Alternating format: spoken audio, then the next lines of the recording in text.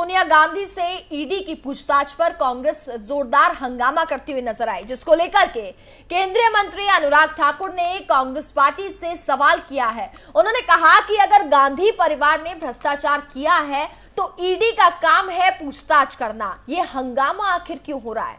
सुने अनुराग ठाकुर ने क्या कुछ कहा। अगर किसी ने भ्रष्टाचार किया हो उससे पूछताछ करना जांच एजेंसियों का काम है, तो क्या गांधी परिवार के लिए कानून अलग से बने? ये हंगामा किस बात? वो टाइमिंग क्वेश्चन करे अनुराग जी। एक तरफ संजय राउत को क्वेश्चन किया जा रहा है, दूसरी तरफ सोनिया गांधी को क्वेश्चन किया जा रहा है। टाइमिंग का आखिरकार अगर गांधी परिवार के पास और कांग्रेस पार्टी के पास छिपाने के लिए कुछ ना हो तो हंगामा करने की जरूरत नहीं। तिलमिलाहट क्यों है, घबराहट क्यों है, छटपटाहट क्यों है? ये कहीं ना कहीं दिखाता है कि दाल में कुछ ना कुछ काला। वहीं राजस्थान के मुख्यमंत्री अशोक गहलोत ने कहा कि सोनिया गांधी की उम्र 70 साल से अधिक है और उन्होंने निशाना भी साधा केंद्र पर। सुनिए उन्होंने क्या कुछ कहा। रहा है तो क्या पहले यह आग्रह किया गया था ईडी से कि घर पे पूछताछ करे आके, क्योंकि मैडम बीमार हैं? मैंने कहा आग्रह करने की आवश्यकता नहीं होनी चाहिए थी। जो उनकी पर्सनैलिटी जो उनको हो रहा है एक, और जो 70+ एज है उनकी, उसमें मतलब ईडी खुद को कहना चाहिए हम करा के पूछताछ करेंगे। आप मेरे मान सर, केंद्रीय एजेंसी का आपने सरासर दुरुपयोग बताया इस मामले। 1 मिनट, ये तो पूरे देश में हो रहा है। सरकारें गिराने का काम यही कर रही है। जिस रूप में ईडी का, इनकम टैक्स का, सीबीआई का दुरुपयोग हो रहा है तो जग जाहिर है, कोई नई बात नहीं की। मैं चाहता हूँ एक बार मैं ईडी के डायरेक्टर साहब से, उनकी बहुत तारीफ सुन रखी मैंने, सीबीआई के डायरेक्टर साहब से और चेयरमैन सीबीडीटी, इनसे मैं मिलूं और देशवासियों में क्या माहौल है इनके प्रति। तीनों एजेंसियां जो है बहुत ही हमारी प्रीमियर एजेंसियां हैं ये, तो कम से कम लोगों में क्या धारणा बन रही है, इनके ऊपर से दबाव है और दबाव के हिसाब से शॉर्टकट चल रहे हैं लोग। रेड करनी हो, तंग करना हो, पूछताछ करनी, राहुल गांधी जी से की 10 घंटे 50 घंटे।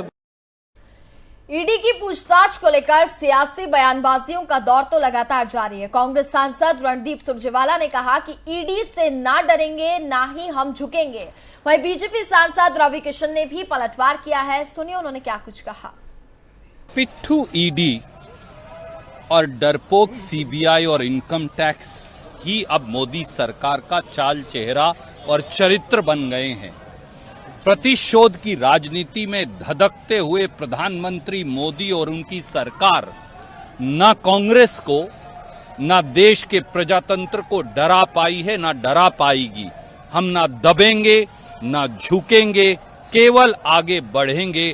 प्रजातंत्र के प्रहरी बन के नेशनल हेराल्ड स्वतंत्रता संग्राम का चिन्ह है। ये सच की लड़ाई है। हेराल्ड की संपत्ति पूरे देश में थी, किसको बेचा, क्यों कम दामों में बेचा, उसका किराया कहाँ जा रहा है और रेंटल क्यों जा रहा है, उसको प्राइवेटाइजेशन क्यों किया जा रहा है, उसको निजी संपत्ति क्यों बनाया जा रहा है। कुछ सवाल जवाब कानून से सबको गुजरना पड़ता है। उसमें नॉर्मली यशस्वी प्रधानमंत्री मोदी जी जब गुजरात में थे, कई बार जांच एजेंसियों के सामने और कई दिन गए, तो इसमें किसी को हर्ट या फील या ईगो, भाई कानूनन चीज होती है, कोई विपक्ष को दबाने ने। कानून अब देश में चल रहा है। 2014 के बाद कानून को बहुत शक्ति मिली है, प्रधानमंत्री जी ने दिया, तो वो कानून अब काम कर रहा है। पहले कानून काम नहीं करता था, अब कानून अपनी पूरी ईमानदारी के साथ ताकत लगा के, कोई भी हो, कानून वहां पर। सोनिया गांधी की पेशी को लेकर कांग्रेस सांसद शशि थरूर भड़क गए हैं।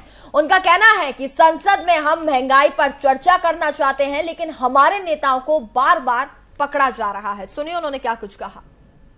इस किस्म को हमारे नेताओं को ऐसे पकड़ के ले जाना बार बार, हमें तो नेचुरली क्या महंगाई के मामले पे पूरे देश भर में कांग्रेस इस तरीके से सड़कों पे उतरेगी जिस तरीके से अभी आज ईडी की मांग को लेकर? देखिए, कांग्रेस, मैं तो केरल के बारे में जानता हूं, मैं बता सकता हूं कि वहां हम किए हैं और करने वाले भी हैं, क्योंकि इस विषय तो हर जगह को नेचुरली हर व्यक्ति के, हर आम आदमी का ये समस्या है।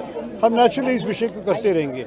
आज क्योंकि ये आज ही हो रहा है, आज के ये एक्शन है, आज के ये प्रोटेस्ट, मान लीजिए कि दूसरे विषय तो कल परसों जाने वाला नहीं है, वो भी करते रहेंगे। कांग्रेस ने कहा ईडी को घर पे भी आके पूछताछ कर सकती थी सोनिया गांधी से, ऐसा कैसे? वहीं बीजेपी सांसद गौतम गंभीर ने कांग्रेसी नेताओं और कार्यकर्ताओं के धरना प्रदर्शन को लेकर के हमला बोला है। उन्होंने कहा कि कुछ नहीं छुपाना तो जांच में शामिल हो जाएं। सुनिए गौतम गंभीर ने क्या कुछ कहा। देखिए, मामला बड़ा साफ है कि कोई भी सिटीजन इस देश में लॉ से बढ़कर नहीं है। अगर आपके पास कुछ भी छुपाने के लिए नहीं है, अगर आपने सारी जगह जा चुके हैं, आप सुप्रीम कोर्ट जा चुके हैं, आप हाई कोर्ट जा चुके हैं, आपको कहीं से रिलीफ नहीं मिला, उसके बाद अगर आपके पास कुछ भी छुपाने के लिए नहीं है तो आप जाइए, इन्वेस्टिगेशन ज्वाइन करिए। और ये जो सारे धरने, ये जो सारे प्रोटेस्ट किस चीज़ के, अगर कहीं ना कहीं आपने दाल में कुछ डाला है तभी तो आप ये सारे प्रोटेस्ट करें। अगर आप बिल्कुल क्रिस्टल क्लियर है फिर इन प्रोटेस्ट का कोई मायने रखता ही नहीं। ये कहा जा रहा है कि एजेंसीज का दुरुपयोग किया जा रहा है केंद्र सरकार के द्वारा। देखिए, वही लोग कह रहे हैं जिनको कुछ ना कुछ छुपाने के लिए, जिनके पास कुछ भी छुपाने के लिए नहीं, जिनकी जिंदगी बिल्कुल ब्लैक एंड व्हाइट है, उनको किसी भी एजेंसी से डरने की कोई जरूरत नहीं। अगर दाल में कुछ खाना है तो जरूर आप। आगामी गुजरात विधानसभा चुनाव को लेकर आम आदमी पार्टी मिशन गुजरात में लग चुकी है। आम आदमी पार्टी संयोजक और दिल्ली के सीएम अरविंद केजरीवाल गुजरात के सूरत पहुंचे। इस दौरान उन्होंने जनसभा में कहा कि अगर सरकार बनी तो 300 यूनिट फ्री बिजली दी जाएगी। और मैं इनसे पूछना चाहता हूं बीजेपी वालों से, हिमाचल प्रदेश के अंदर इन्होंने अभी 125 यूनिट बिजली फ्री की है, पानी फ्री कर दिया हिमाचल प्रदेश में, वहां पे महिलाओं का किराया आधा कर दिया।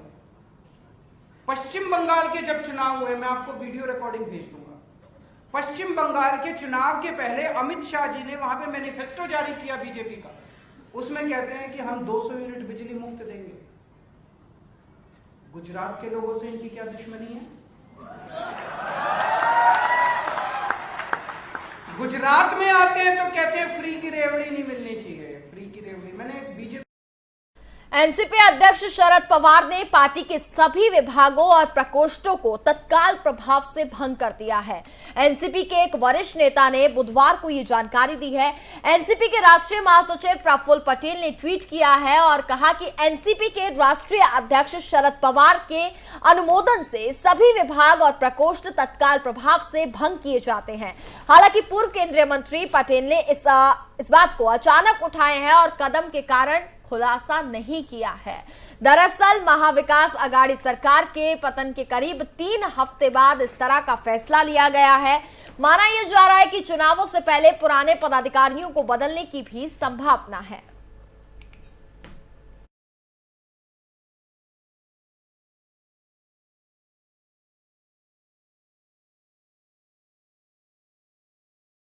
भारतीय मौसम विज्ञान विभाग ने देश के कई राज्यों में भारी बारिश को लेकर के अलर्ट जारी कर दिया है। राजधानी दिल्ली, उत्तर प्रदेश, महाराष्ट्र, गुजरात समेत कई राज्यों में बीते दिन बारिश देखने को मिली। वहीं अब इन राज्यों में सभी विभाग ने अगले 2 दिन के लिए बारिश के साथ बिजली गिरने की भी चेतावनी जाहिर की है।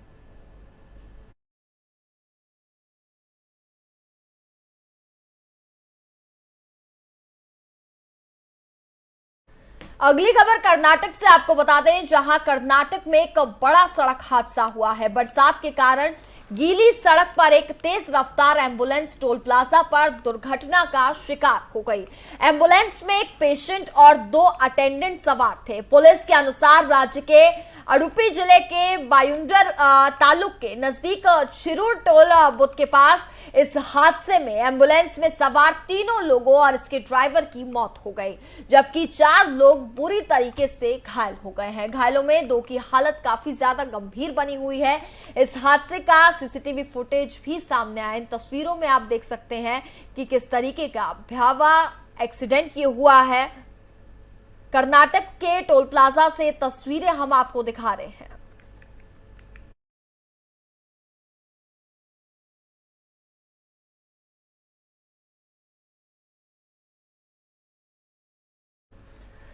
पहाड़ों पर बारिश आफत बनकर टूटी है। जम्मू कश्मीर से लेकर के उत्तराखंड तक हाहाकार मचा हुआ है। बारामूला में बादल फटने से तबाही हुई तो वहीं जोशीमठ में सैलाब में फंसे लोगों को सुरक्षित निकाल लिया गया। बारामूला के हमाम मरकूट गांव में बादल फटने के बाद अचानक आए सैलाब की वजह से बड़ी संख्या में टूरिस्ट रास्ते में फंस गए। बताया जा रहा है कि टूरिस्ट के साथ वो लोग भी फंस गए जो जंगल में काम करने गए थे। राहत की बात यह रही कि किसी ने सैलाब को पार करने का जोखिम नहीं उठाया और सभी की जान बच गई। हालांकि पानी के तेज बहाव की वजह से फसलों और पेड़ों को काफी नुकसान हुआ है। इसके साथ भारी बारिश की वजह से आई डोडा जिले के कहारा इलाके में आई बाढ़ से जनजीवन काफी ज्यादा प्रभावित भी हुआ है।